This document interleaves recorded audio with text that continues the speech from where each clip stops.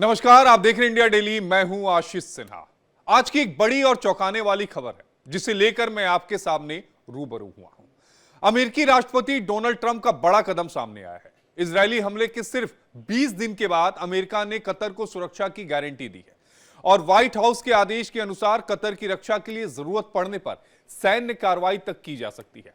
Qatar में पहले से ही अमेरिका का एक बड़ा एयरबेस अल उदीद में मौजूद है, जहां 10,000 से ज्यादा अमेरिकी सैनिक तैनात बताए जाते हैं, जो इस गारंटी को रणनीतिक वजन देता है।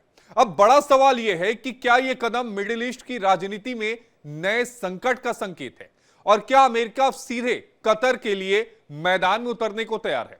दरअसल अभी कुछ दिन पहले ही पाकिस्तान और सऊदी अरब का एक नया सामरिक रक्षा समझौता भी सुर्खियों में आया था, जिसमें सिद्धांत साफ है कि किसी एक पर हमला दोनों देशों पर हमला माना जाएगा और संयुक्त रक्षा इंटेलिजेंस शेयरिंग का तंत्र जो है वो स्थापित किया जाएगा। अब सवाल यह उठता है कि अमेरिका की कतर सुरक्षा गारंटी क्या इजराइल अमेरिकी रिश्तों में तनाव बढ़ाएगी या यह अमेरिका को पाकिस्तान को उसकी औकात दिखाने का एक कदम है, क्योंकि पाकिस्तान मुस्लिम देशों का खलीफा बनना चाहता है। इसी मुद्दे पर अपने खास मेहमानों के साथ चर्चा करेंगे, लेकिन उससे पहले आपको ग्राफिक्स की मदद से इस करार को समझाने की कोशिश करते हैं कि आखिर यह करार है क्या। अब समझिए कि कतर की जो सुरक्षा की गारंटी दी है उसका मायने क्या है। कतर अमेरिका के लिए अहम क्यों है। कतर एक छोटा लेकिन बेहद अमीर देश है, इस बात को समझिए। दूसरा ग्राफिक्स, कतर के पास विशाल प्राकृतिक गैस के भंडार हैं और यही वजह है कि कतर एक अमीर मुल्क में आता है। अमेरिका का सबसे बड़ा मिलिट्री जो बेस है वो इस समय कतर में मौजूद है। बताया जाता है कि 10,000 से ज्यादा जो अमेरिकी जो सैनिक हैं वो वहां पर कतर में इस समय तैनात हैं। यानी मिडिल ईस्ट में अगर कूच करना हो तो ये सैनिक जो हैं वो कूच कर जाएंगे। अब आपको अगला ग्राफिक्स दिखाते हैं, उससे आपको और ज्यादा क्लियरिटी सामने आएगी कि आखिर इस करार के मायने क्या हैं, क्यों ये करार बेहद अहम है। तो कतर को अमेरिकी सुरक्षा गारंटी क्या है।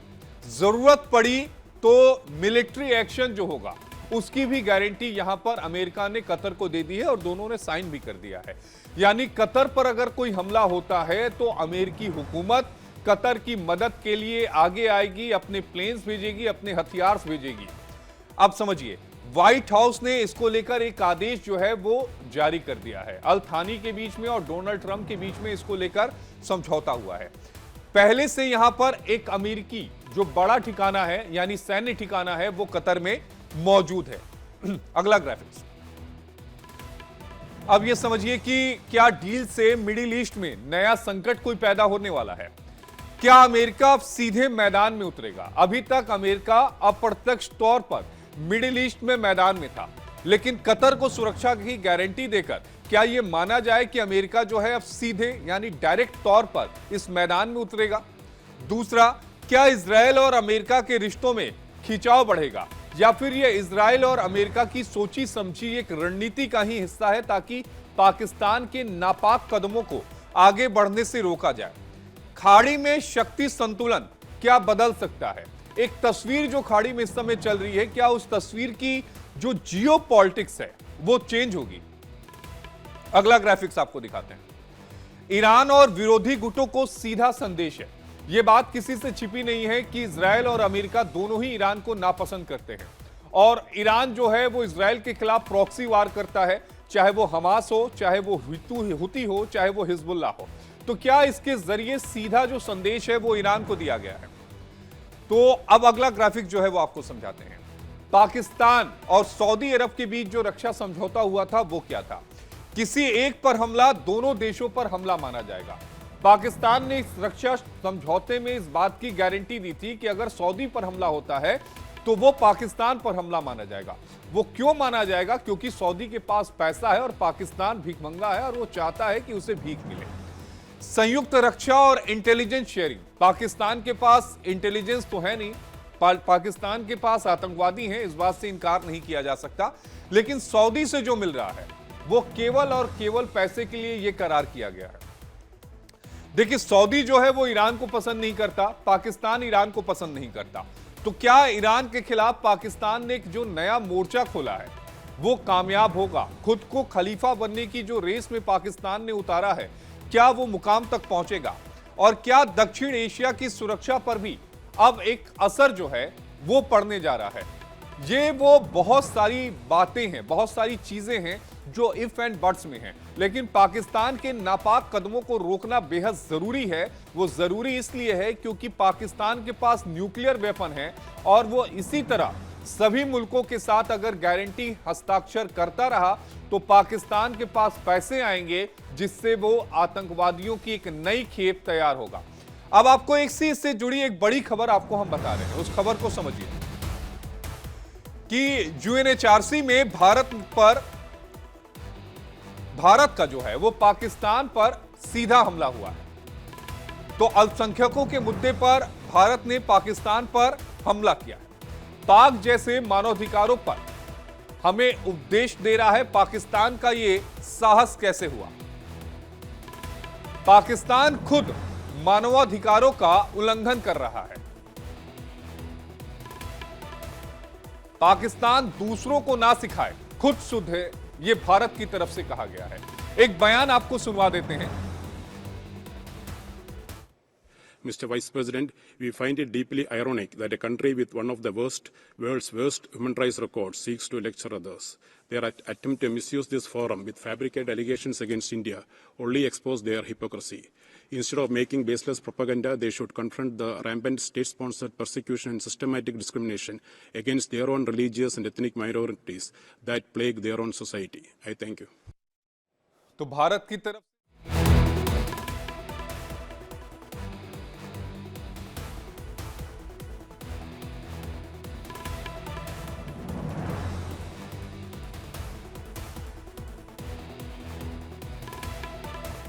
और इसी पर चर्चा करने के लिए हमारे साथ तीन खास मेहमान हैं। आपको टीवी स्क्रीन पर नजर आ रहे होंगे। हमारे साथ ग्रुप कैप्टन यूके देवनाथ जी हैं, हमारे साथ मेजर जनरल रिटायर अनुज माथुर जी हैं और हमारे साथ शिवदान जी हैं, रक्षा विशेषज्ञ हैं, रिटायर्ड कर्नल हैं। आप सभी को विजयादशमी की बेहद शुभकामनाएं हमारी तरफ से।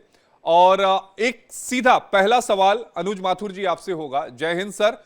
जो यूएनएचआरसी में भारत की तरफ से कहा गया वो सभी जो शब्द थे वो सच थे और पाकिस्तान वहां पर अल्पसंख्यकों की वकालत कर रहा है, जहां पर खुद वो अल्पसंख्यकों पर प्रतिदिन वहां पर अत्याचार हो रहे हैं और पीओके में तो अत्याचार की इस समय चरम सीमा पर वो पहुंच गया है। लोगों को मारा जा रहा है खुलेआम।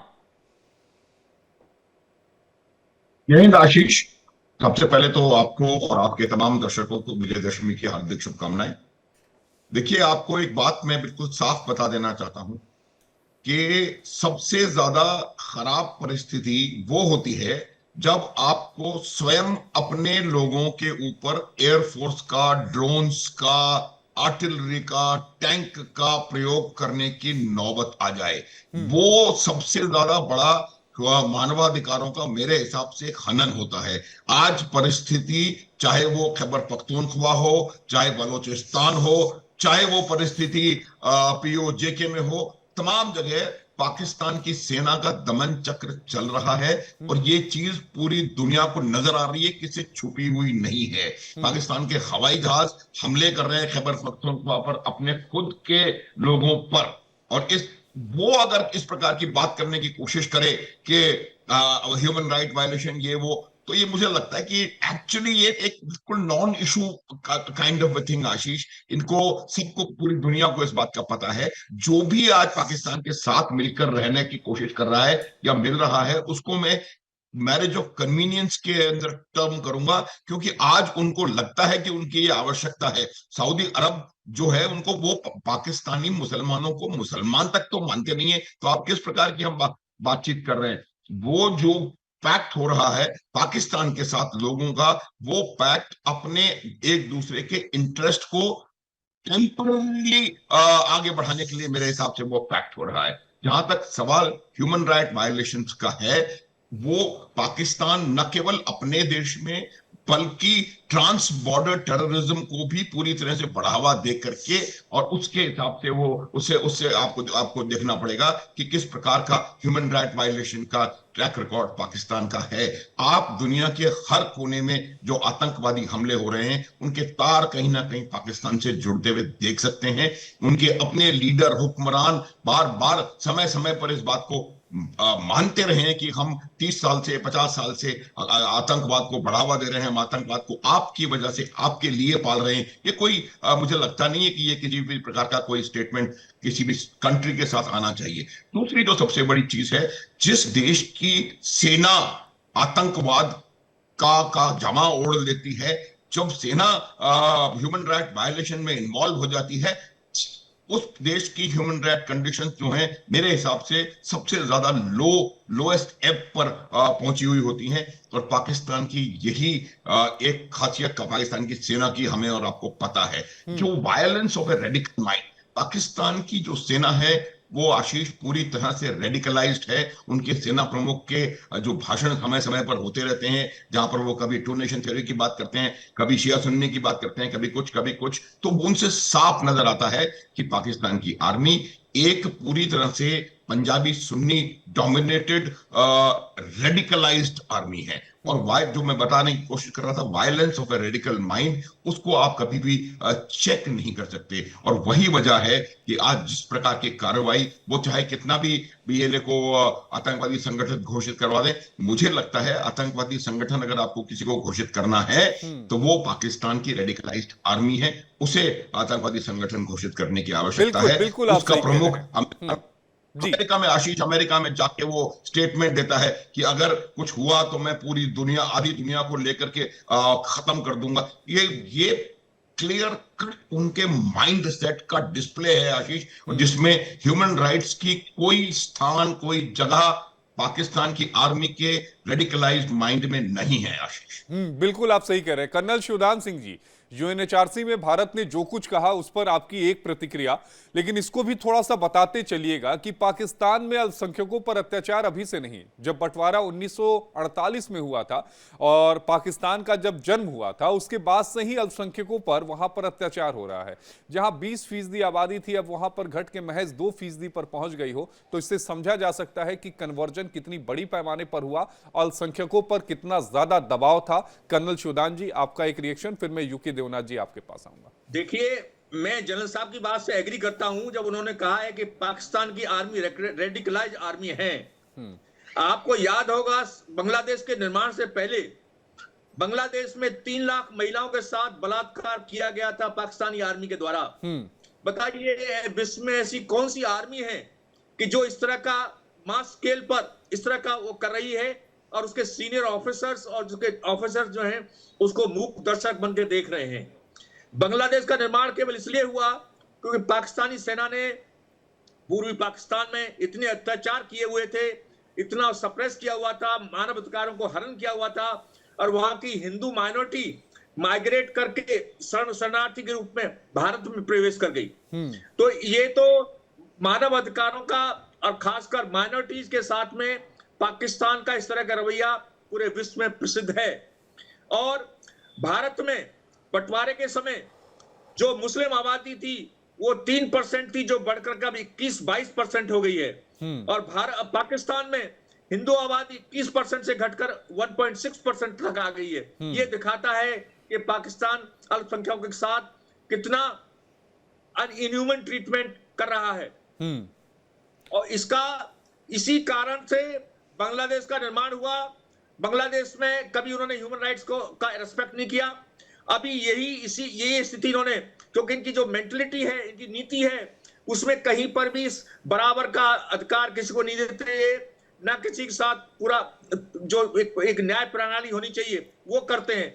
इसी कारण से बलूचिस्तान में जो उग्रवाद, जो आंदोलन चल रहा है, विद्रोह चल रहा है, इसी का नतीजा है कि वहां पर पंजाबी कम्युनिटी ने, पंजाबी डोमिनेटेड सेना ने तरह तरह के अत्याचार किए, वहां के लोग, प्रोमिनेंट लोगों को गायब किया, मारा, और इनके जो नवाब बुगटी थे उनको उन्होंने गुफा में जाकर शरण ली थी, वहां जाकर उनको मारा जाकर गुफा में। ये खुद इनके पाकिस्तान के चीफ ने बोला है अपने भाषण में, मुशर्रफ उनके चीफ ने खुद बताया है। तो इस प्रकार से अभी यदि बलूचिस्तान का निर्माण होता है, बांग्लादेश स्वतंत्रता, तो वो केवल पाकिस्तान की सेना और पाकिस्तान नीतियों के कारण होता है। इसी क्रम में अभी पीओके में पीओके को इतने दिन हो गए, 75 साल हो गए पीओके को बने हुए, मगर अभी तक पीओके को समान अधिकार नहीं दिए गए हैं, केवल इसलिए कि वहां पर एक जो फ्यूडल टाइप की जो सामंतशाही है, जो पाकिस्तानी सेना भरी हुई है, वहां के पंजाबी कम्युनिटी भरी है, उसके कारण वहां की सेना, वहां की सरकारें किसी भी गैर पंजाबी को या उसको उनके अधिकार देना ही नहीं चाहती हैं। हर दूसरे दिन हिंदू माइनॉरिटीज पर अत्याचार की खबरें आती हैं, हिंदू लड़कियों का अपहरण कर लिया जाता है, मगर वहां की ना पुलिस रिपोर्ट दर्ज करती है, न वहां की अदालतों में केस चलता है।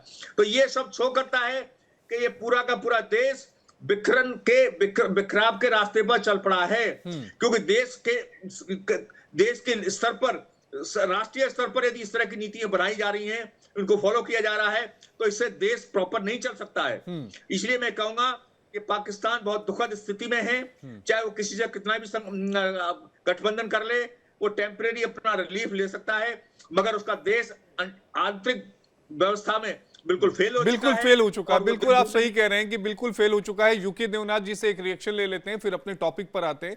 यूके देवनाथ जी, पाकिस्तान अल्पसंख्यकों की दुहाई दे रहा है, अब जरा बताइए इस पर कि अल्पसंख्यकों की स्थिति पाकिस्तान में क्या। हमारे साथ संजीव श्रीवास्तव जी भी जुड़ गए हैं, एक बार उनसे भी रिएक्शन ले लेंगे। पहले यूके देवनाथ जी आपका प्लीज। आशीष जी, इसमें कोई शक नहीं है कि भारत जैसा सेकुलर देश दुनिया में और एशिया में बहुत कम मिलेंगे। खासतौर से अगर हम पाकिस्तान के साथ मुकाबला करें तो पाकिस्तान के साथ तो मुकाबला है ही नहीं। पाकिस्तान में आजादी के बाद से ही हिंदुओं का जबरन धर्म परिवर्तन एक बहुत ही आम बात मानी जाती है। वहां किसी भी गांव में, कस्बे में, दूर दराज के एरिया में आप चले जाइए, जो मोहल्ले में जो हिंदू लड़कियां हैं, कम उम्र की अविवाहित लड़कियां हैं, उनको जबरदस्ती शादी करवा देना और धर्म परिवर्तन कराना, ये वहां एक नॉर्मल हक माना जाता है। पाकिस्तान में तो ब्लास्फेमी लॉस यानी ईश निंदा के बारे में जो नियम बने हैं, तो दुनिया में इतने क्रूर नियम कहीं पर भी नहीं है। कोई भी किसी वक्त भी किसी पर ये लांछन लगा सकता है कि उसने कुरान की या अल्लाह की तौहीन की है, और उसके बाद कोई सुनवाई नहीं है, बस उसको जेल में ले जाते हैं और अगले दिन उसको गले तक पत्थर में डाल जमीन में दाबकर पत्थर मारना शुरू कर देते हैं। एक बड़ा ही ऐसा देश है जो कि 21वीं सदी में रहते हुए अभी भी 12वीं सदी 14वीं सदी के मनोभावना पे टिका हुआ है। माइनॉरिटीज की दुर्गति कैसी है वो भारत के साथ मैं फौजी तुलना से ही बता देता हूँ। हमारे फौज में, आर्मी, नेवी, एयरफोर्स में करीबन 30,000 मुस्लिम भाई हैं, जवान। पाकिस्तान की फौज में कितने मुस्लिम सोल्जर्स हैं? 100 से कम। इस तरह से हमारी फौज में हम एडमिरल्स मुस्लिम बन चुके हैं, लेफ्टिनेंट जनरल्स दर्जनों मुस्लिम्स बन चुके हैं, एयरफोर्स में तो एयर चीफ मार्शल भी मुस्लिम रह चुके हैं। पाकिस्तान में सीनियर मोस्ट पदाधिकारी कौन है इनकी फौज में? एक लेफ्टिनेंट कर्नल हैं, एकमात्र। तो ये दिखाता है कि वहां पे किस तरह से वो येन केन प्रकारेंट, साम दाम दंड भेद लगाकर हिंदुओं को या दूसरी माइनॉरिटीज को भी फौज के बाहर रखते हैं। पहला सिख सोल्जर पाकिस्तान की आर्मी में महज 2 साल पहले ज्वाइन किया। आप सोचिए कि आजादी के बाद से लेके अभी तक सिख सोल्जर्स को वो लोग सेना में ज्वाइन नहीं कराते थे बतौर जवान। पहला सिख सोल्जर मात्र 2 साल पहले वहां से बना। तो पाकिस्तान की अद्भुत एक मनोभावना है, हीन मनोभावना है, शायद बीमार मनोभावना है। जी, ये आप बिल्कुल सही कह रहे हैं कि इसे हीन भावना और बीमार मनोभावना जो है वो किया जा सकता है। संजीव श्रीवास्तव जी भी जुड़ गए हैं। संजीव जी, जो अमेरिका और कतर के बीच में जो करार हुआ, इस करार के मायने क्या है, इसके इम्प्लीकेशन क्या है, जरा एक बार दर्शकों को समझाएगा, फिर मैं अनुज माथुर जी आपके पास आऊंगा। देखिए Ashish ji, United states of America का मिडिल ईस्ट रीजन का जो सबसे बड़ा जो मिलिट्री बेस है वो कतर में है। और जाहिर है कि कतर और यूनाइटेड स्टेट्स ऑफ अमेरिका के बीच के जो संबंध हैं वो बहुत ही गहरे हैं, प्रगाढ़ हैं।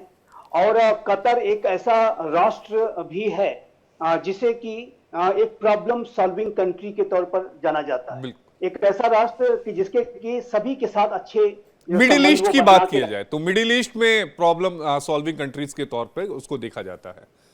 जी, मिडिल ईस्ट रीजन में प्रॉब्लम सॉल्विंग कंट्री के तौर पर उसे देखा जाता है। और चाहे वो यूनाइटेड स्टेट्स ऑफ अमेरिका की तालिबान के अफगानिस्तान में विड्रॉल को लेकर के जो बातचीत शुरू दोहा में हुई, उसी के साथ साथ ईरान के साथ भी अगर कोई प्रिजनर स्वैप और इत्यादि करना है तो वो उसमें भी कतर अपना रोल प्ले करता है। जो गाजा में जो पीस प्लान है उसमें भी जो भी बातचीत हमास के साथ उसकी हुई उसमें भी कतर अपना रोल प्ले करता है। और कतर जाहिर है कि एक सभी के साथ अपने संपर्कों को बना करके रखने की वजह से उसका जो एक स्थान है वो बहुत ही विशिष्ट है, डिस्टिंक्ट प्लेस वो रखता है। और United states of America Qatar की इस महत्ता को भी जानता है। उसका मिलिट्री बेस तो है ही, उसका डिप्लोमेटिक जो इंपॉर्टेंस है कतर का वो भी बहुत महत्वपूर्ण है। और मैं यहाँ पे अवश्य चर्चा करना चाहूंगा कि कतर ने भारत के भी इश्यूज को बहुत ही एमिकेबली और रिजॉल्व किया। जो हमारे नौसेना के जो अधिकारी वहां पर जो पूर्व अधिकारी थे वहां पर जब फंस गए थे तो उस समय जो कतर की सरकार ने बहुत ही अच्छे तरीके से भारत के साथ भी अपने संबंधों को बना के रखा है।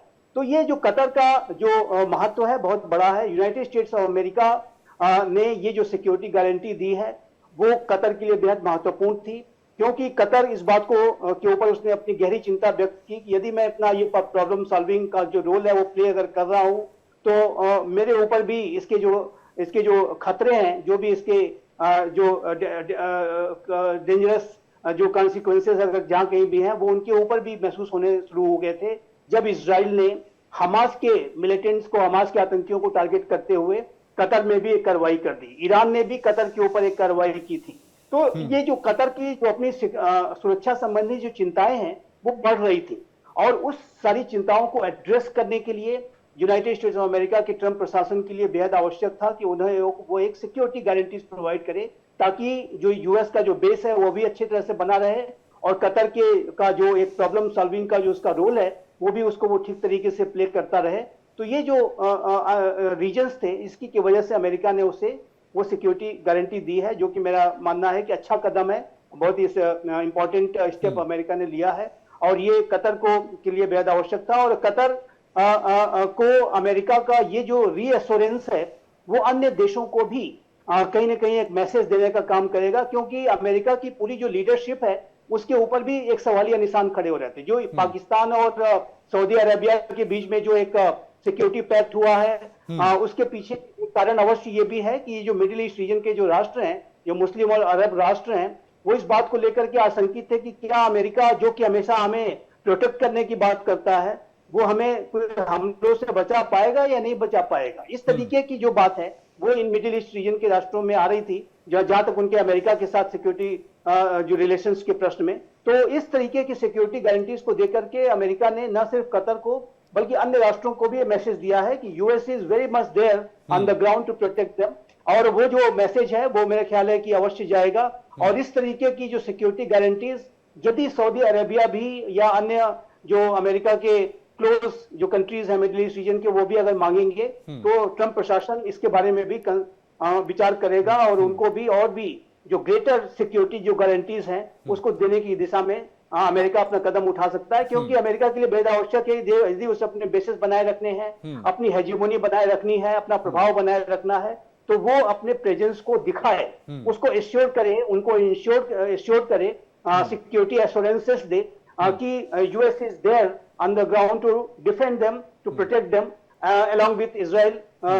जैसे इजराइल के प्रति जो अमेरिका कमिटमेंट दिखाता है वैसे ही जो उसने मुस्लिम राष्ट्रों के साथ जो अपने कमिटमेंट्स कर रखे हैं उसको भी उसे पूरा करके दिखाना होगा। तो मेरा ख्याल है कि एक कदम से ट्रंप प्रशासन ने कई जो है निशाने साधे हैं और मेरा मानना है एक तीर से कई सारे निशाने लगाए। अनुज माथुर जी, अभी आपको ध्यान में होगा कि अमेरिका जो है वो बगराम जो एयरबेस था वो तालिबान से चाहता था, लेकिन तालिबान की तरफ से मना कर दिया गया। अब ये करार, इस करार से जो जियोपॉलिटिक्स जो सिनेरियो इस समय चल रहा है मिडिल ईस्ट में वो कितना ज्यादा प्रभावित होने वाला है? आशीष देखिए, मैं आपको इससे पहले कि आपके प्रश्न का उत्तर दूं एक दो बातें मैं बताने की कोशिश करता हूं। देखिए, सबसे बड़ी आवश्यकता क्या है, मेरे को ये धीरे धीरे मैं इस बात से कन्विंस होता जा रहा हूं कि जो इजराइल है वो कभी भी सीरियस नहीं रहा पीस वहां पर करने के लिए। कब जो उनके साथ बात करने वाले लोग हैं, जो कि फैसिलिटेटर्स हो सकते थे कि आपको इस बात को, बातचीत को आगे बढ़ा सकें, उनको एलिमिनेट करें। और ये नई बात नहीं है, 2014 में भी उन्होंने ऐसा ही किया था और लगातार इस बात को। तो कहीं ना कहीं जो एक्सट्रीम राइट विंगर्स हैं इजराइल की शासन व्यवस्था में, वो लोग नहीं चाहते कि किसी भी प्रकार से यहाँ पर इस तरीके की कोई शांति की बातचीत चले।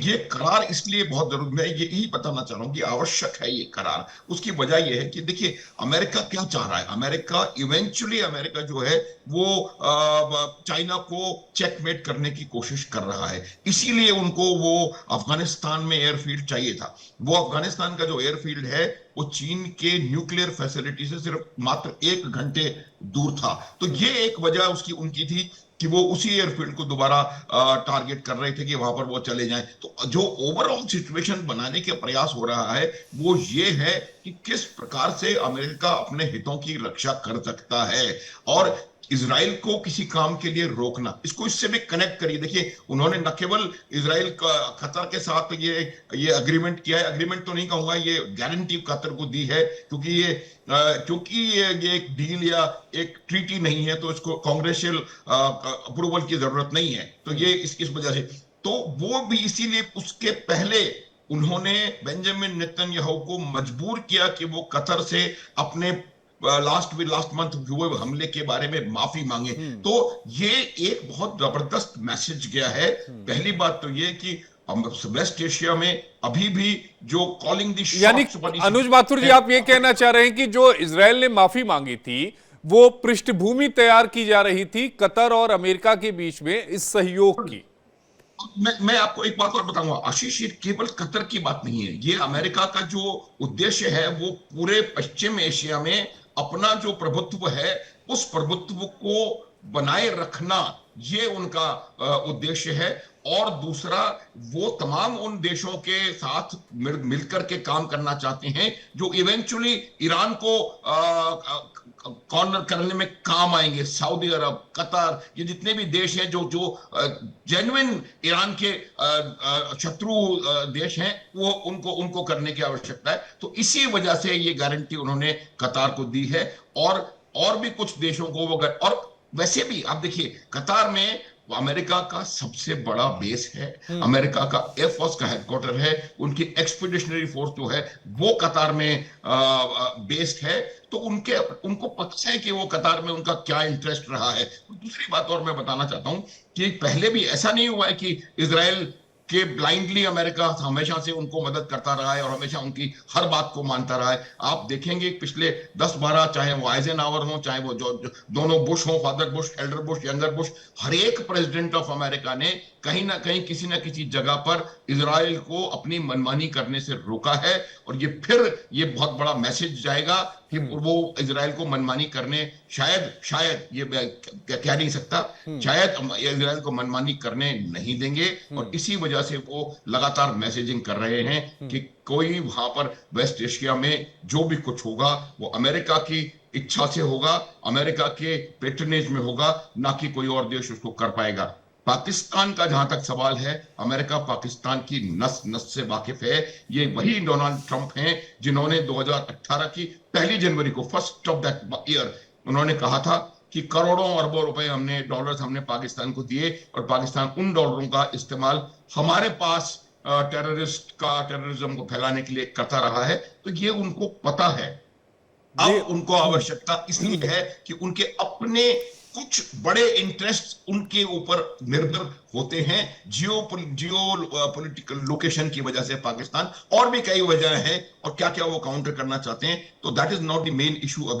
अभी सिर्फ ये बात है कि ये प्रयास, मेरा मानना है कि ये न केवल इजराइल गाजा बल्कि पूरे पश्चिम एशिया में थोड़ा शांति बहाली का प्रयास करने में एक बहुत महत्वपूर्ण कदम मेरे हिसाब से है। हालांकि आमतौर पर ट्रंप के निर्णय अच्छे नहीं हुआ करते हैं, ये एक निर्णय कहीं ना कहीं मुझे दूरगामी नजर आ रहा है और इससे पश्चिम एशिया में शांति बहाली दिखाई देना शुरू हो गई है। आशीष, दिखाई दे रही है। कर्नल शिवदान जी, क्या इस फैसले के बाद, इस करार के बाद इजराइल और अमेरिका के जो रिश्ते हैं उनमें भी कुछ खटास आएगी, या फिर इजराइल और अमेरिका दोनों एक पिच पर आके उन्होंने इस करार को किया?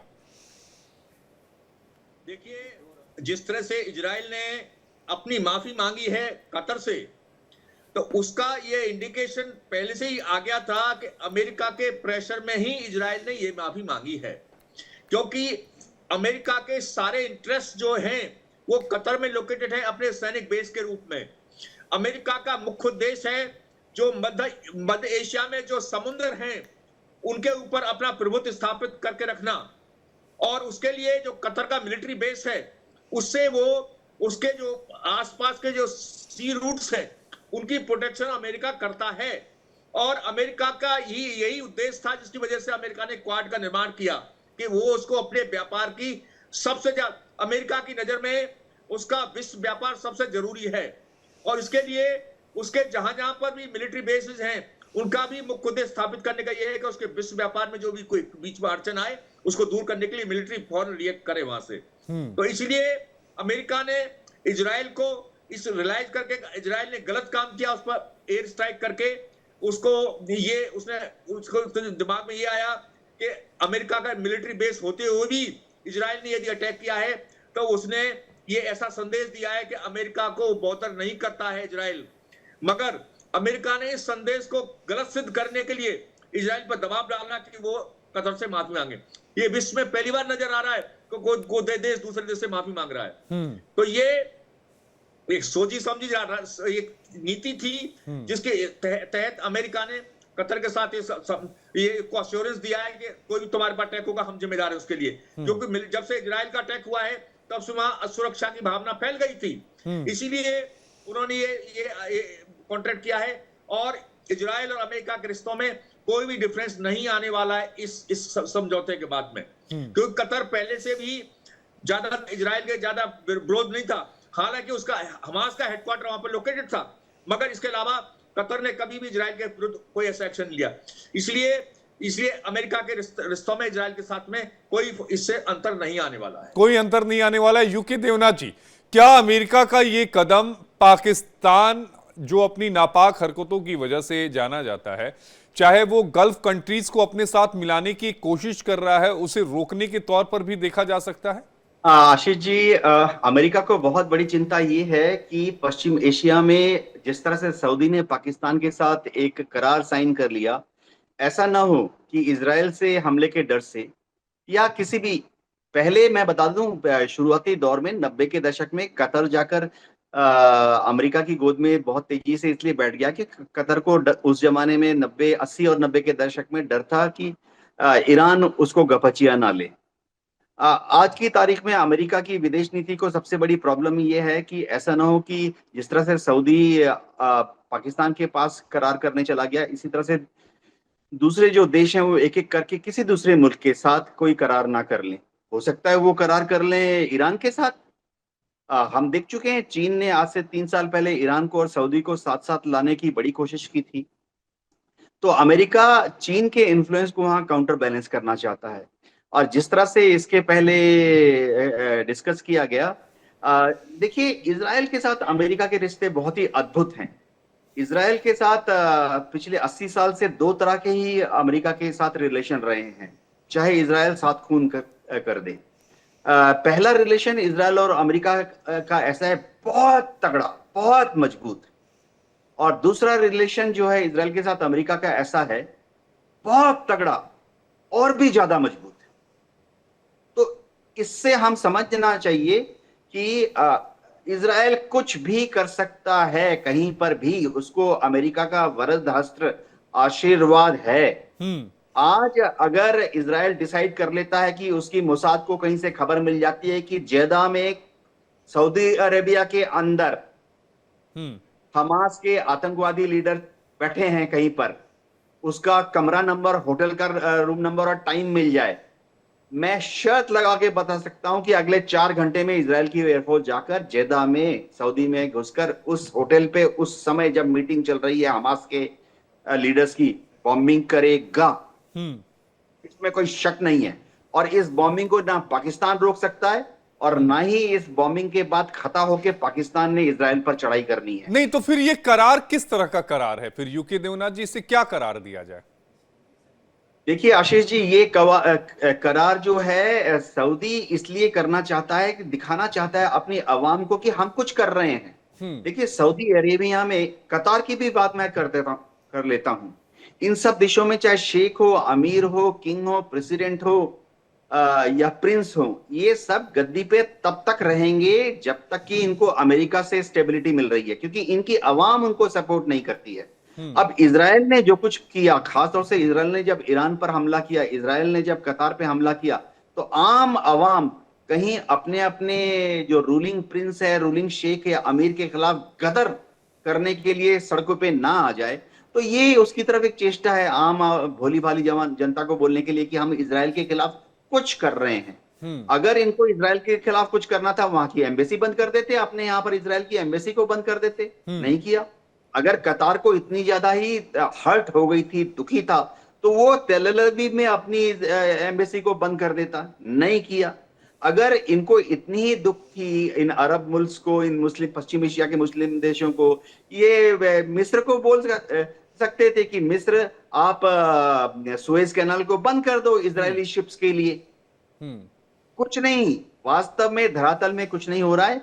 ये सब मैनूवरिंग है, सिर्फ अपनी अपनी गद्दी को अपने आम आवाम के गुस्से से बचाए रखने का प्रयत्न है, इससे ज्यादा कुछ भी नहीं है।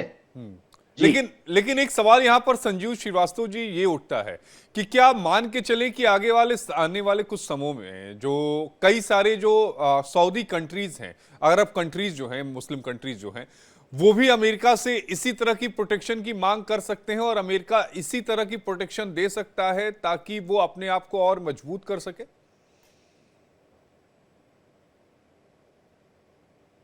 अमेरिका मेरे असेसमेंट के मुताबिक इस दिशा में कदम उठाएगा। कतर ने इस बारे में बहुत ही सीरियस अपने कंसर्न्स दिखाए और कतर में दो हमले हुए, ईरान की तरफ से भी हमला किया गया, फिर इजराइल ने भी किया। तो ये जो कतर की जो अपनी सिक्योरिटी कंसर्न्स थी वो बहुत बढ़ गई थी और इसकी वजह से ये गारंटीज अमेरिका को देनी पड़ी हैं। लेकिन इसी तरीके की अगर जो बात है वो सऊदी अरेबिया उठाता है, यूएई उठाता है, अन्य जो मुस्लिम और अरब वर्ल्ड के जो राष्ट्र हैं जिनके कि अमेरिका के साथ क्लोज टाइज हैं, वो यदि कंसर्न्स को उठाते हैं तो अमेरिका अवश्य ऐसा करेगा। और उसके रीजन जैसा कि हमने सभी ने डिस्कस किया कि अमेरिका अपनी हेजेमोनी को वहां बनाए रखना चाहता है, अपने प्रेजेंस को बनाए रखना चाहता है और उसका एक जो प्राइम मोटिव एक तरफ इजराइल को प्रोटेक्शन देना है। और जाहिर है कि एक बात मैं अवश्य कहना चाहता हूं कि इजराइल और यूनाइटेड स्टेट्स ऑफ अमेरिका की जो एक अलायंस है वो एक आयरन क्लॉड रिलेशनशिप है, इसको कहते हैं, वो लोहे की दीवार है, इसको आप जो है भेद नहीं सकते। और इस तरीके के जो संबंधों के बारे में अमेरिका और इजराइल दोनों लगातार अपनी संकल्पबद्धता व्यक्त करते हैं और उसके पीछे जो यूनाइटेड स्टेट्स ऑफ अमेरिका में बहुत ही पावरफुल जो ज्यूस कम्युनिटी है, जो इजराइल लॉबी है, वो अपना बहुत बड़ा रोल प्ले करती है। वो अमेरिका के किसी भी एडमिनिस्ट्रेशन में उसका बहुत गहरा दखल रहता है और उस इजरायली जो लॉबी है, ज्यूस लॉबी है, उसको अमेरिका का कोई एडमिनिस्ट्रेशन इग्नोर नहीं कर सकता, ये बात बिल्कुल स्पष्ट है। और ये जो अमेरिका के अंदर ही उनके एस्टेब्लिशमेंट में इजराइल का बहुत बड़ा प्रेजेंस है और इसी की वजह से ये संबंध बहुत ही प्रगाढ़ और मजबूत बने हुए हैं। और अमेरिका का पूरा वरद हस्त, जो अमेरिका का पूरी जो छत्र छाया वो इजराइल के ऊपर रहती है। और एक बात और भी स्पष्ट रूप से दिखती है कि इजराइल जो भी मिलिट्री ऑपरेशंस, बड़े मिलिट्री ऑपरेशंस करता है वो अमेरिका के गो अहेड के बाद ही करता है। और अमेरिका इजराइल को पूरी मदद देता है। हमने ये भी देखा था कि अभी तो ये ट्रंप एडमिनिस्ट्रेशन है जो कि एक जाहिर है कि हार्ड लाइनर एडमिनिस्ट्रेशन है, लेकिन यदि बाइडेन एडमिनिस्ट्रेशन की भी बात करें तो 7 अक्टूबर 2023 को जब हमास नामक आतंकी संगठन ने इजराइल के ऊपर सबसे बड़ा आतंकी हमला किया, उसके बाद अमेरिका ने अपनी पूरी मिलिट्री माइट जो है वो पूर्वी भूमध्य सागर में वहां डिप्लॉय कर दी और साथ ही साथ ये चेतावनी भी दे दी कि यदि इजराइल जो कार्रवाई करने जा रहा है उसमें अगर किसी ने इंटरवीन करने की कोशिश की तो उसके जो कॉन्सिक्वेंसेस हैं बहुत ही खराब होंगे, ये बाइडेन बार बार कहते रहे। और उसके बाद इजराइल ने अगले दिन से ही युद्ध शुरू कर दिया और हमास का जो हाल किया वो तो आप देख ही रहे हैं। तो जो हमास का ये जो पतन की जो स्थिति में पहुंचाया है उसके पीछे अमेरिका की बहुत बड़ी बैकिंग डे 1 से रही है। और उस समय बाइडेन एडमिनिस्ट्रेशन था, आज ट्रंप एडमिनिस्ट्रेशन है। कल को यदि फिर से डेमोक्रेट्स आ जाते हैं तो वो भी इजराइल को सपोर्ट करते रहेंगे। तो इस संबंधों के बारे में कोई ये दो राय नहीं हो सकती कि ये संबंध बने रहेंगे, बहुत ही मजबूत हैं और उसके टूटने का कोई प्रश्न नहीं उठता। लेकिन अमेरिका अपनी जो अगर मिडिल ईस्ट रीजन में हेजिमोनी को अगर बनाए रखना चाहता है तो उसका एक कारण ये भी है कि वो इजराइल को प्रोटेक्शन देने के लिए भी ऐसा कर रहा है, और चाइना को चेकमेट करने के लिए भी वो ऐसा कर रहा है। चाइना का जो जैसा प्रभाव बढ़ता जा रहा है, चाइना अपने प्रेजेंस को मिडिल ईस्ट रीजन में, चाहे वो ईरान हो, चाहे यूएई हो, चाहे अन्य राष्ट्रों, सभी के साथ वो बढ़ाना चाहता है। पाकिस्तान अफगानिस्तान में भी अपने वो औपनिवेशिक जो उसका बेल्ट एंड रोड इनिशिएटिव का प्रोग्राम है उसको वहां ले जाना चाहता है, और उसी तरीके की प्लानिंग उसकी मिडिल ईस्ट रीजन में भी है। तो चाइना की जो अति महत्वाकांक्षाएं हैं, बड़ी महत्वाकांक्षाएं कि वो मिडिल ईस्ट रीजन में भी अपना एक बड़ा प्रभाव रखना चाहता है, उसको भी चेकमेट करने के लिए अमेरिका अपना प्रेजेंस बनाए रखना चाहता है। और अमेरिका के बारे में एक बात मैं अवश्य कहूंगा कि अमेरिका ने जो मिडिल ईस्ट रीजन के जो शिया सुन्नी डिवाइड को बहुत ही अच्छी तरीके से एक दूसरे के one against another play out किया है, और वो वहां पे इस माध्यम से भी डिवाइड एंड रूल की पॉलिसी के तहत भी वो जो है अपनी जो पूरी हेजिमोनी को बनाए रखता है। एक तरफ वो ईरान के साथ बहुत ही टफ स्टैंड लेता है, वहीं सऊदी अरेबिया और यूएई और जितने भी सुन्नी बहुल राष्ट्र हैं उनके साथ संपर्कों को बनाए रखना चाहता है, ताकि वो अपनी जो डिवाइड एंड रूल की जो पॉलिसी है उसको बरकरार रख सके। और तो अनेक ऐसे जो मिडिल ईस्ट रीजन के बारे में आशीष जी आपके दर्शकों के लिए मैं अवश्य कहना चाहूंगा, चूंकि हम सभी डिफेंस एनालिस्ट हैं, ये जो रीजन है विश्व का सबसे अधिक कॉम्प्लिकेटेड, जो सबसे अधिक जटिल जो क्षेत्र है अगर कोई है पूरे विश्व में तो ये मिडिल ईस्ट रीजन है। और इसमें अनेकों तरीके की कॉम्प्लिकेशंस है, आइडेंटिटी बेस्ड, सुन्निया सुन्नी का डिवाइड, ज्यूज मुस्लिम का डिवाइड, ये जो आतंकियों की समस्या, अतिवादियों की समस्या, सीरिया में, लीबिया में जो आपने देखा कि वहां पर क्या स्थितियां बनी रहती हैं। और तो ये जो पूरा क्षेत्र है ये अमेरिका के लिए भी और उसकी अपनी हेजिमोनी के लिए बहुत महत्वपूर्ण है। वहां पर जाहिर है कि अगर प्राकृतिक संसाधनों के लिहाज से भी ऑयल का जो रिजर्व है बहुत ही विशाल है, अभी भी है। तो अनेकों ऐसे कारण हैं कि अमेरिका उस पूरे रीजन को वहां पर अपना जो प्रेजेंस है, जो दखल है, जो वर्चस्व है, जो प्रभाव है, उसको अच्छी तरीके से मेंटेन करके रखना चाहता है, और अमेरिका इसको कम करने का जरा भी जोखिम नहीं ले सकता। और इसी वजह से जहां कहीं उसे आवश्यकता पड़ेगी, अगर सऊदी अरेबिया भी कल को ये कह दे कि आप मुझे और सिक्योरिटी गारंटीज दें, तो अमेरिका जरूर इस बारे में कदम उठाएगा। I am very sure about कि अमेरिका ऐसा करेगा। ठीक है यूके देवनाथ जी, लेकिन क्या ये जो करार हुआ है ये सीधा सीधा ईरान को संकेत है? इसमें कोई शक नहीं है कि जो करार है ये सिर्फ ईरान केंद्रित है। कौन करेगा कतार पर हमला? कोई नहीं करेगा सिवाय ईरान के, ऐसा आकलन है। जबकि ईरान हाल के जब से पेजेश्किन प्रेसिडेंट बने हैं, मॉडरेट हैं, थोड़ा नरम हैं। ईरान ने बार बार पेजेश्किन के नेतृत्व में कहा है कि कतार के ऊपर हमला करने का उनका कोई इरादा नहीं है। ईरान ने जो छोटा सा एक हमला किया था कतार के ऊपर, वो हमला अगर हम देखें तो असल में वो हमला कतार के ऊपर नहीं था। अब क्या अमेरिका इस करार को करने के बाद इजराइल पर हमला कर देगा? अगर कोई भी दुनिया में ये सोच रहा है कि कल अगर इजराइल हमला कर देगा कतार पर, करेगा, पक्का करेगा, समय की बात है, तो क्या अमेरिका इजराइल पर हमला कर देगा? सवाल ही नहीं उठता। क्या अमेरिका इजराइल पर सैंक्शन लगा देगा? सवाल ही नहीं उठता। सिर्फ इतना होना है कि अमेरिका के प्रेसिडेंट ने टेलीफोन उठा के नेतन्याहू से पूछना, नेतन्याहू को पूछना भी नहीं, सिर्फ बोलना है, अरे भाई यार तुम क्या कर रहे हो यार, बस इससे ज्यादा कुछ नहीं होना है। जी, वो ये कहेंगे कि अरे यार तुम रायता फैला दे रहे हो, साफ मुझे करना पड़ता है। ये एक बड़ी बात है जी। इसमें कोई शक नहीं है कि अमेरिका, देखिए ये समझना पड़ेगा, इजराइल जो है अमेरिका का एजेंट है पूरे पश्चिम एशिया में। तो अमेरिका जब इजराइल से बात करता है, थोड़ा अंदाजा ही ऐसा होता है कि ठीक है, आज तक तुमने जो गड़बड़ कर दी, जो रायता आप फैला दिया है, कल से मत फैलाना। अमेरिका को मालूम है परसों से फिर रायता फैलाएगा। आज आप इजराइल की एक एक कार्रवाई को देख लीजिए पिछले 80 साल में या पिछले 2 साल में, क्या कोई दूसरा मुल्क ऐसा करके बच सकता था?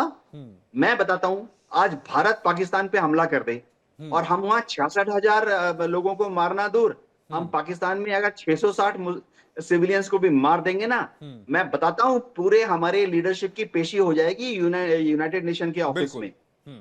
बिल्कुल आप सही कह आज रहे हैं। भारत अगर बांग्लादेश में हमला कर दे और वहां पर 66,000 छोड़ दीजिए, 66 बांग्लादेशियों की सिविलियंस की अगर मौत हो जाए, मैं आपको बताता हूं हमारी पूरी लीडरशिप को अगले 10 साल तक इनवाइट नहीं किया जाएगा अमेरिका में। तो जब वो 66,000 लोगों को मार डालते हैं, तो एक स्पेशल रिलेशनशिप है जो कि हम समझ नहीं सकते हैं।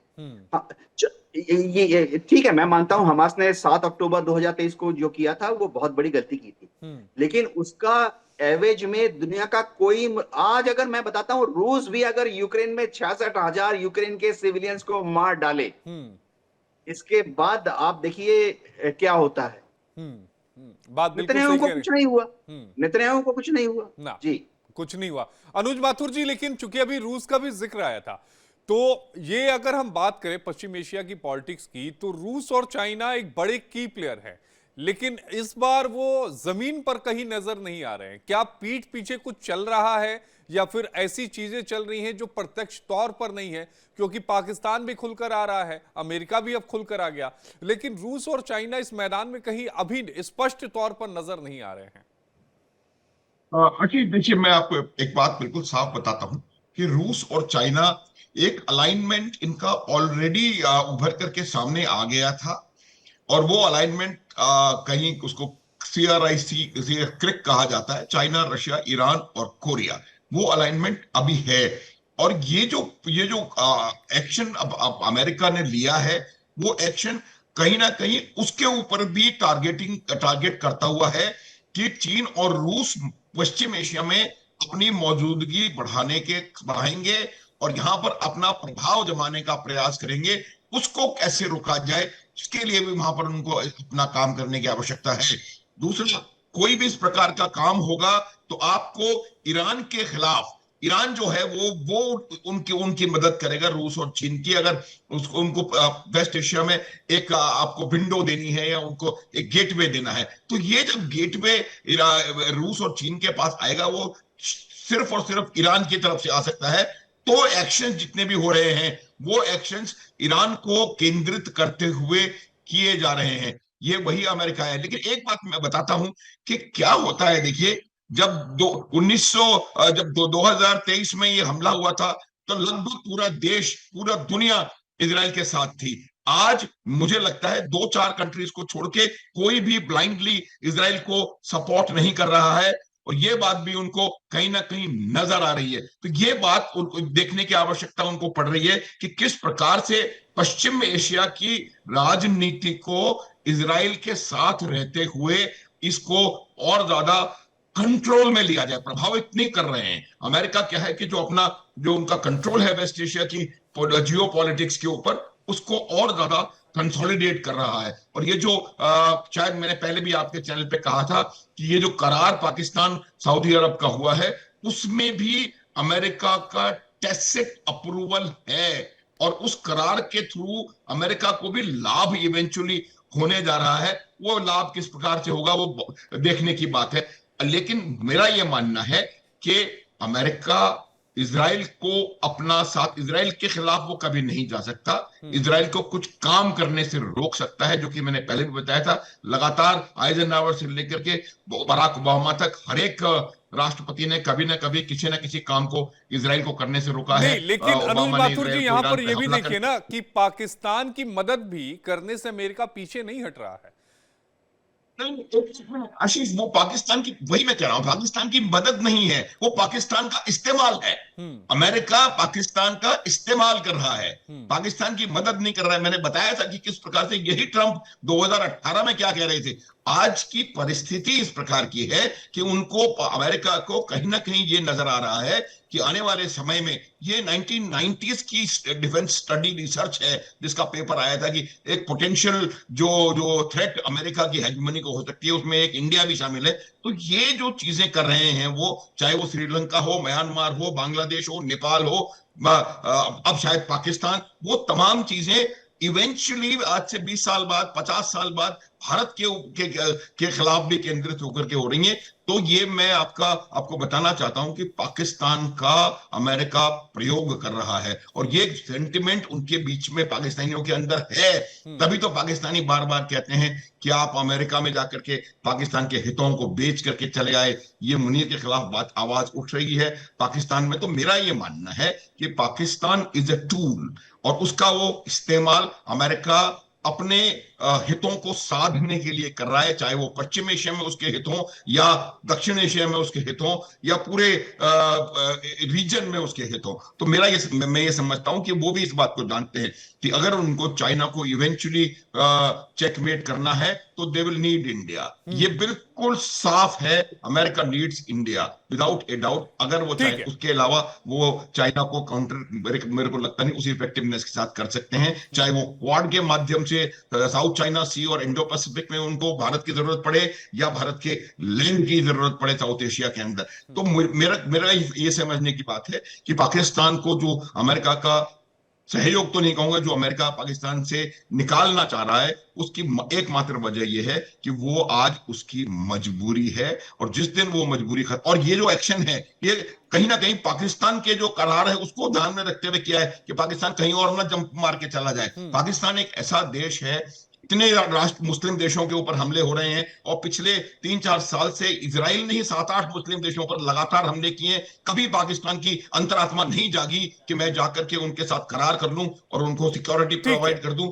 ये अंतरात्मा सिर्फ तब जागी जब कतर आया, क्योंकि कतर के पास पैसा है, एनर्जी है। वो तब जागी तब सऊदी अरब की बात हुई, क्योंकि सऊदी अरब के पास भी पैसा है और एनर्जी के रिसोर्सेस हैं, और वो आगे बढ़ रहे हैं। लेकिन एक बात मैं आपको बता देता हूं आशीष, आपके दर्शकों को, कि आज की तारीख में पश्चिम एशिया के अधिकांश मुल्क इस बात को समझ चुके हैं कि वो सिर्फ और सिर्फ तेल और आतंकवाद के भरोसे आगे नहीं बढ़ सकते। इसलिए वो पूरी दुनिया के साथ इंटरैक्ट करने का प्रयास कर रहे हैं, पूरे दुनिया के साथ इन्वॉल्व हो रहे हैं। और यही वजह है कि उनकी जो पॉलिसीज हैं वो रियल पॉलिटिक्स के ऊपर कहीं ना कहीं आधारित हैं। और इसी वजह से वो वरना अगर इजराइल ने जब हमला किया था गाजा पे, तो क्या पूरे के पूरे 30, 40, 50 इस्लामिक मुल्क इकट्ठे होकर के उस पर हमला नहीं कर सकते थे? तो ये बात जो कि अभी देवनाथ सर कह रहे थे कि वो क्यों नहीं, सुएज कनाल क्यों नहीं बंद कर दिया, रेड सी में आप उनको क्यों नहीं रोक पा रहे, तो ये तमाम चीजें हैं, वो सब समझते हैं इस बात को।